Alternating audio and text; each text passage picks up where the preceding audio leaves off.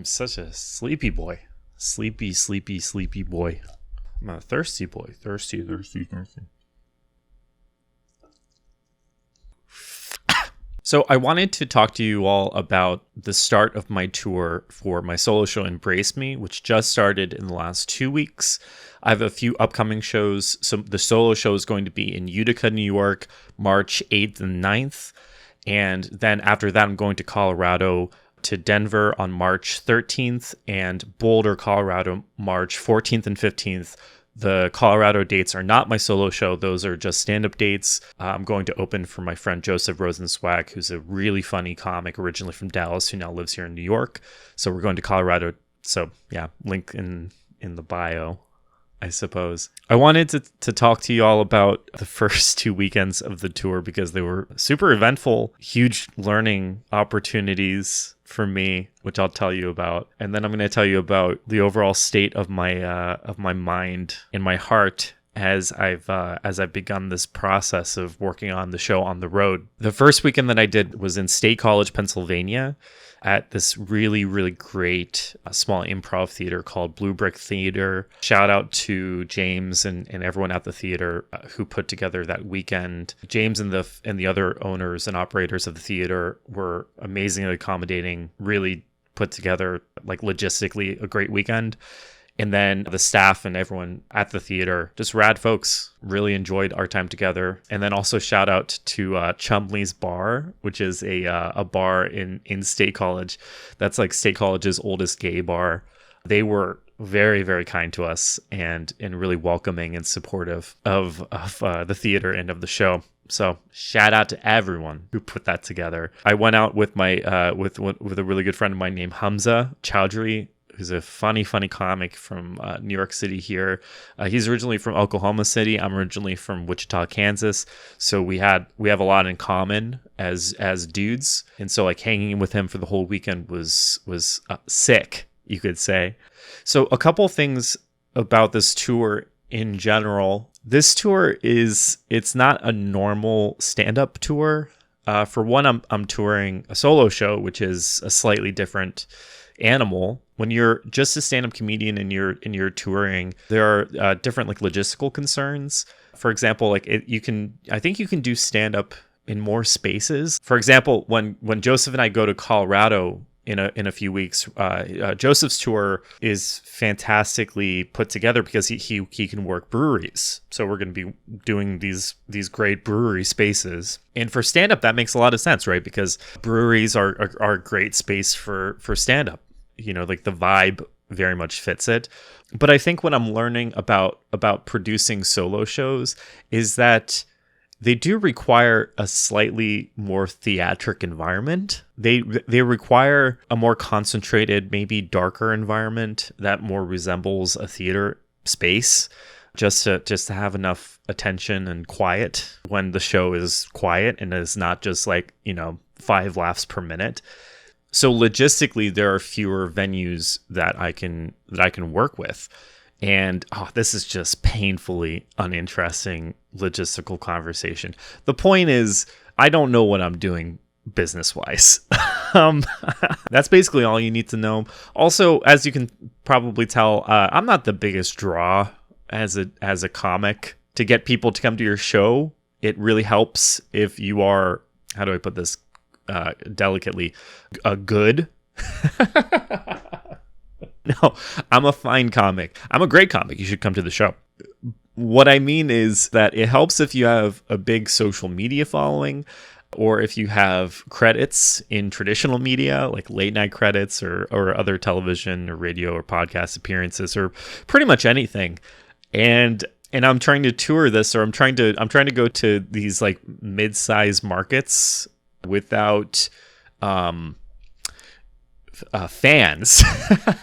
So business-wise, it's an uphill battle. You would think that going to a town of like 50,000 people, you just have to advertise as like New York comedy comes to X mid-sized town. Turns out a lot of people would rather sit at home. But I did know that going into this. So that's not a surprise. And I guess what I'm trying to say is that I'm figuring out the business as it goes along. The good news is that in a place like State College, working with a theater like Blue Brick Theater, a lot of these theaters have an audience that come to see shows pretty frequently. And in the case of Blue Brick, they have such a great native audience, just people who want to come see any show. So I had a huge advantage in State College that there was a really savvy comedy audience who just wanted to see some comedy. So both the Friday night and the Saturday night were great shows. We had pretty big audiences for those spaces, and both shows were phenomenal. They really were. Like I said before, Hamza opened the shows and killed. And then I went up and the show went really well. The show connected, the jokes connected really well with that audience, which I didn't know for sure. That was the first time that I was performing the show outside of New York for months. And only the second time that I'd ever performed that show outside of New York. The first time was in Dallas. State College is kind of a weird town. It's a really beautiful town, but it's kind of strange. Penn State University is in the town, and that weekend they were doing a fundraiser on campus called Thon, not to be confused with Thong, which is a fundraiser where all of the undergrads, basically in the whole university, they all go to the basketball arena and they stand for 46 hours in order to raise money for kids with cancer, which is a great cause. Not knocking the cause. I'm only knocking how that cause affects my numbers specifically. Let's be fair. They were not coming to my show. I also, for the first time, was having strangers come up to me after the show, and they started to tell me how the show affected them. A few people came up to me after the show who told me about some of the mental and physical health issues that they experience, and they thanked me for bringing the show to them. That meant a lot and will, I hope, always hit me as hard as it's been hitting me in the last 2 weeks. The second weekend was this last weekend in Rochester, New York. I went with my really good friend Skylar Holtzman, another very funny New York comedian who went with me as an opener. Skylar and I are great friends, and that time together was bonkers. It was kind of like a boys' weekend out on the town, as it was with Hamza. And Rochester has a lot to offer. The shows were at this acting studio in Rochester called Take 5 Studios, which is run by this guy named Eric. Shout out to Eric, the owner and operator of Take 5 Studios, because he created a phenomenal environment for the shows to happen on Friday and Saturday. And actually hosted the shows, like opened the shows for us. But he also invited us to his class, a class that he was running on Saturday, an acting class, which was great. As a teacher, he's a great teacher. The students were really enthusiastic and really into it. And Skylar got up and did an acting exercise, which he killed, to be frank. Skylar, he should stop being a comedian. He should focus on more serious work. The class was great. Eric, as a teacher, really lit it up. And if you're in Rochester and you're interested in acting, you got to hit up that studio, because I learned more in like that 2-hour acting class than I've learned in years and years and years of stand-up as a performer, which I think says something both about how good that class is and how bad of an actor I am. If State College is weird, then Rochester is just like off the map. It's a really strange place. We had to like move hotel rooms like 4 times over the course of the weekend, because there was like an EDM DJ practicing his set in the room next to us one night, and then we woke up the next morning and there was like a mom shouting at her kids in the other room next to us. So we had to keep moving rooms. We were kind of like in this surreal state of restlessness. And then we experienced this weird town, Rochester. Like y'all have like a real David Lynch energy going on, where it's kind of like an empty town, but you always have the feeling that you're being watched. It was also kind of like weirdly warm. Like there was really only one day that it was cold, even though it was in the middle of February. So it was just a surreal, suspended reality that Skylar and I really enjoyed. We had a great time, but It was a strange time. And the shows themselves, they were both great and sparsely attended. We had small audiences for both rooms, but the audience who came to both shows, both the Friday night and the Saturday night shows, it was supremely meaningful to have them there.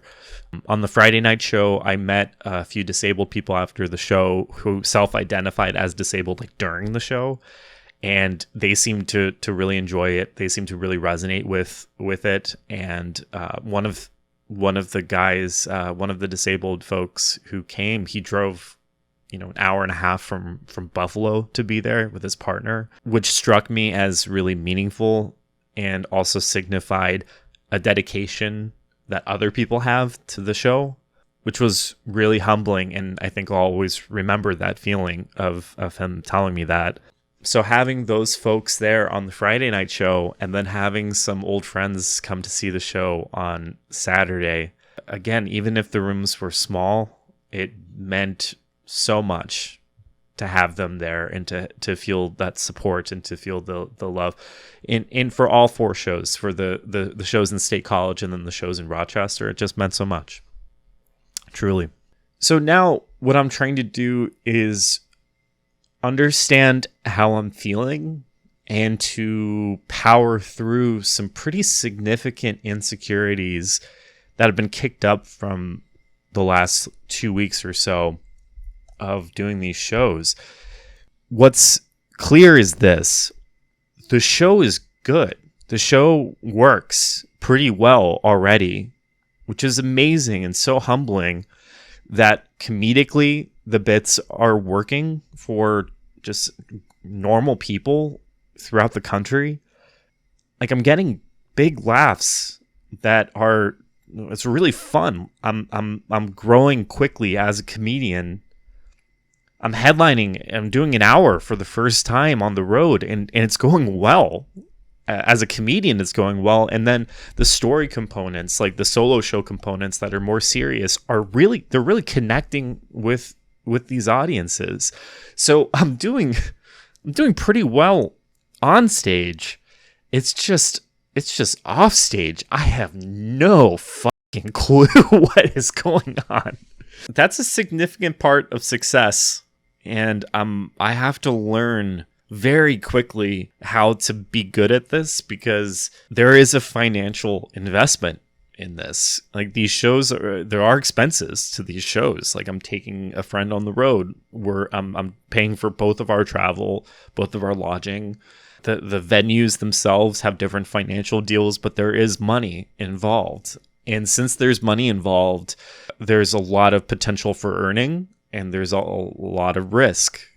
I knew that going in, so this is not a surprise, but I think it really hits differently when you're actually on the road and every single person in the audience means so much to you, both as an audience member, but then also just financially.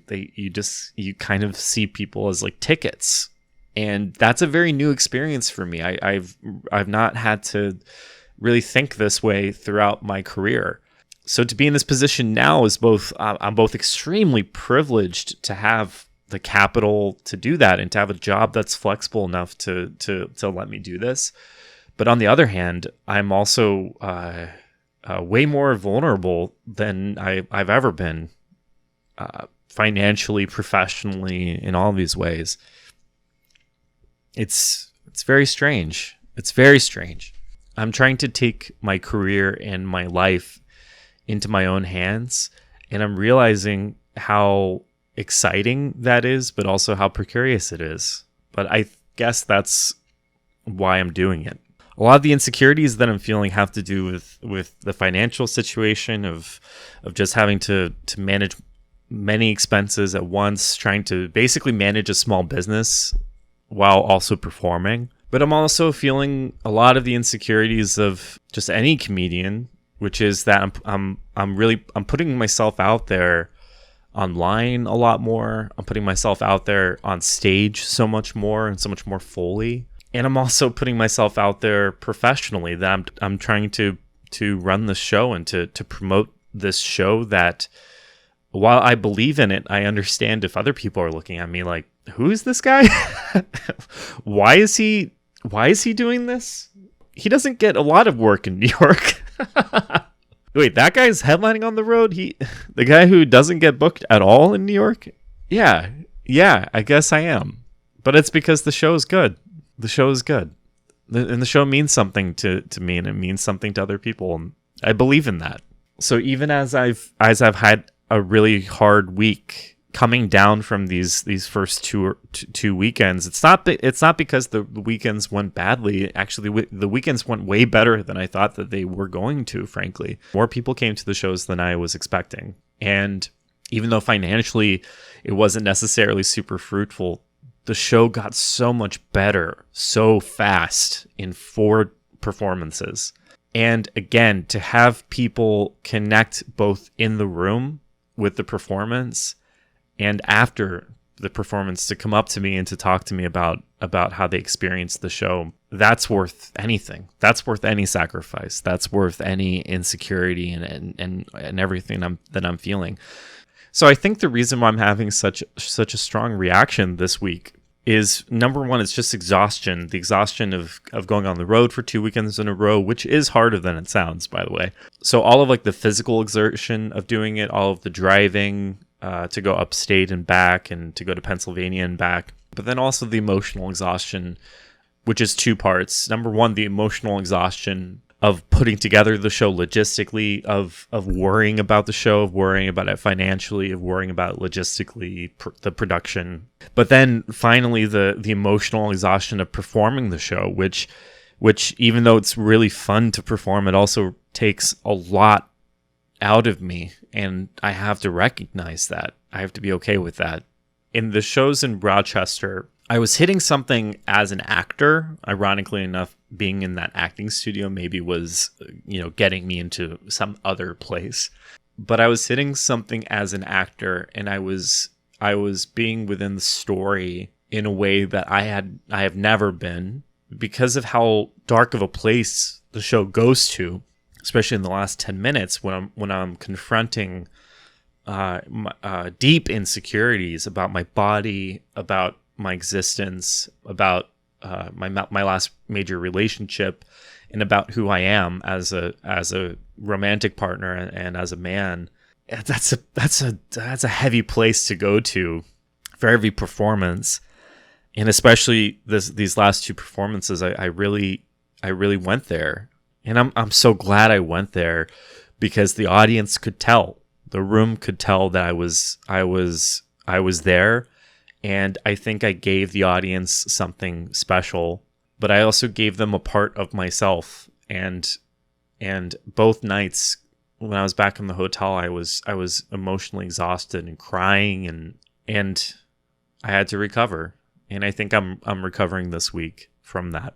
So I just want the show to go well.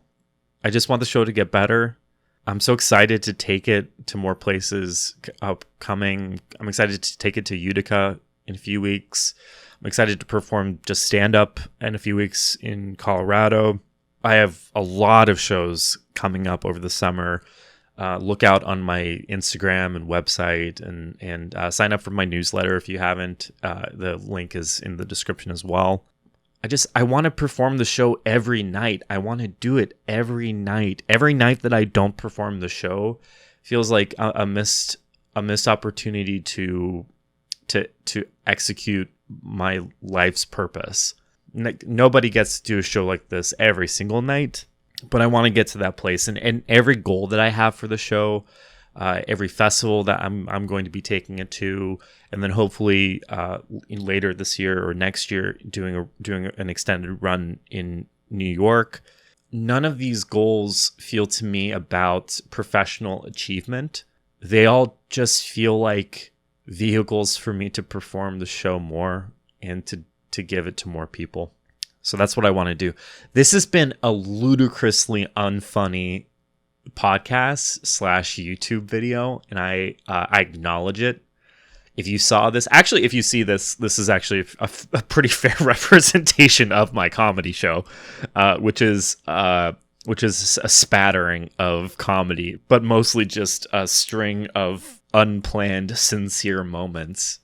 But just know that if you or your friends or family are generous enough to give me your presence at one of these shows this year, next year, or whatever, just know that I do not take it for granted, and that I will give every disabled inch of my body to you.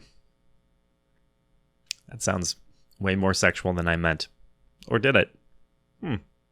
I will give everything to that performance every single night, because this is what I'm meant to do. And I don't think many people have the opportunity to do something as meaningful as this in their lives. And I'm beyond grateful and humbled by it. As you can tell, because this is just one big Hallmark card of sincerity. I'm desperately trying to think of a dick joke. I got nothing. Thanks for listening. Please like, follow, subscribe. Go to my website, jackfreeman.com, for tour dates. Follow me on Instagram. Follow me on TikTok. You're all great folks. That's not true. Some of you are probably bad people, but I like all of you. Most of you.